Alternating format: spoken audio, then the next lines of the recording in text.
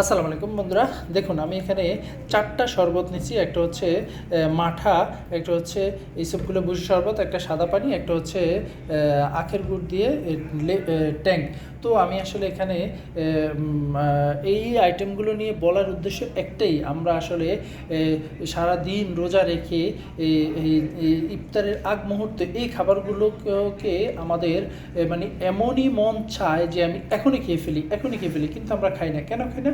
আল্লাহ তালার ভয়ে আমরা খাই না। আর আল্লাহ তালা এটাই চান যে বান্দারা, তোমরা সারাদিন রোজা রেখেছ, নানান রকমের খাবার তোমার সামনে উপস্থাপন করবে, খাবার সামনে থাকবে, তুমি আমার ভয়ে খাবা না, এটাই আমি চাই। আল্লাহ তালা এটাই চায়, ঠিক আছে নি? তো আসলে মুয়াজ্জিন যখন মসজিদে আজান দেবে, আল্লাহু আকবার বলবে, আল্লাহর নাম বলবে, তখনই আমরা আমাদের সামনে রাখা নানান রকমের খাবার আমরা তখনই খাবো।